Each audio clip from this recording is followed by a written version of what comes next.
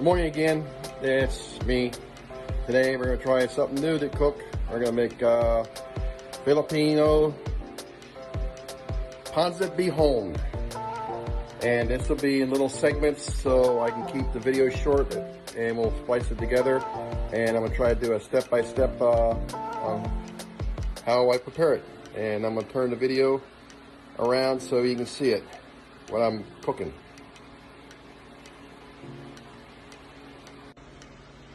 Right now, I'm going to show you the ingredients I got. I got fresh garlic, white onion, I got oyster sauce, soy sauce, I got some shredded chicken, some Chinese sausage, some diced carrots, celery, shredded lettuce, and fresh snap beans from the neighbor up the street. He brought to me. And I have chicken stock. And then later on, as you'll see, I'll be able to put the rice stick noodles in. And let me get started here in a few seconds, and we'll get our meal going. Okay, now getting the oil hot in the skillet so we can saute the garlic and onions so they're golden brown. And we get a start here.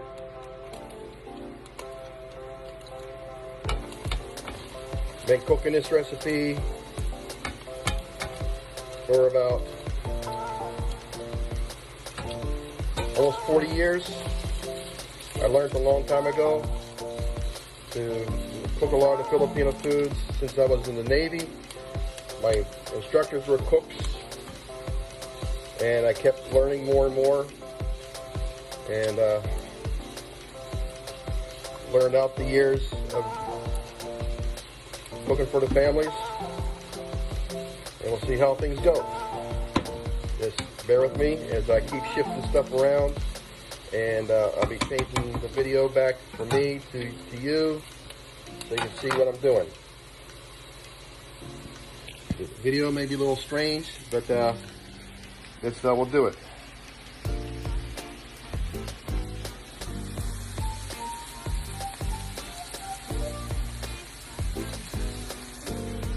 I know it's a little strange.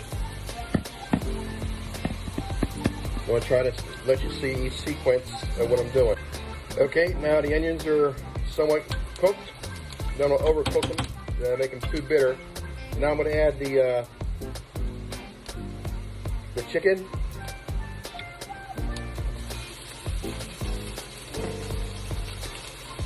the Chinese sausage.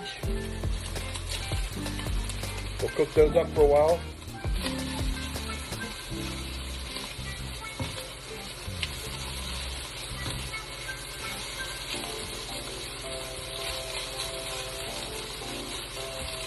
This is going to be a good meal. Have off the side of a nice plate of rice and whatever else you may cook for the holidays or your normal weekend or weekday meal. We cook a lot of this, especially during the holidays. Thanksgiving, big time for Christmas for the Filipino cuisine, the different types of stuff we cook. The pancit, the noodles, the chicken adobo, pork adobos. You get eat all of those desserts, the putos. All becomes really good. Okay, the chicken and Chinese sausage are doing pretty good. Next step, I'll add my soy sauce, oyster sauce. Give it some color and some flavor. Let this cook down some.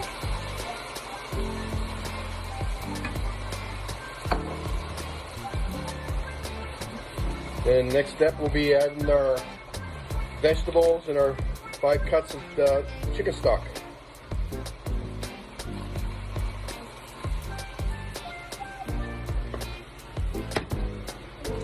Getting there.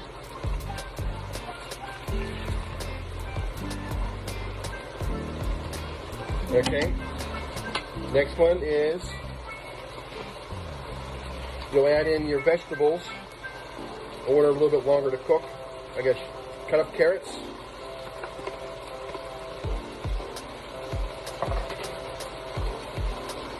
some shredded, cut up celery, the snap beans, the green beans the neighbor up the street brought me the other day, all cleaned up and cut down. I'll hold off a little bit on the cabbage because it won't take long for the cabbage to get cooked or overcooked. Okay, the vegetables are somewhat going there. Don't want to overcook them. You want to make sure they're still a little bit, have a little bite to them. And I'm going to add the chicken stock I made earlier this morning. 5 cups. Now let this cook, come up to a boil. Then I'll add the my shredded cabbage. And this will take a few minutes to bring up. And we'll keep going from there. Okay, it's up to a boil now. I'm going to add the cabbage. Let it sit for a few minutes. And then remove all the vegetables out of the broth. And then get ready for the noodles.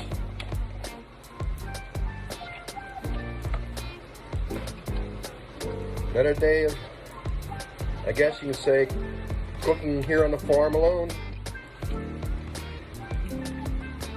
Get to know the neighbors, treat the neighbors here in western part of Virginia, near Roseville, Virginia, down the street. Showing everybody the new life and the future cuisine of the Filipino food that possibly that everybody may like to eat.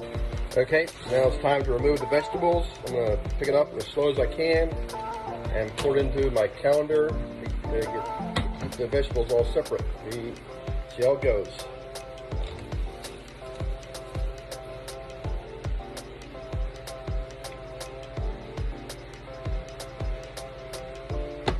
Worked out pretty good. Lots of stock.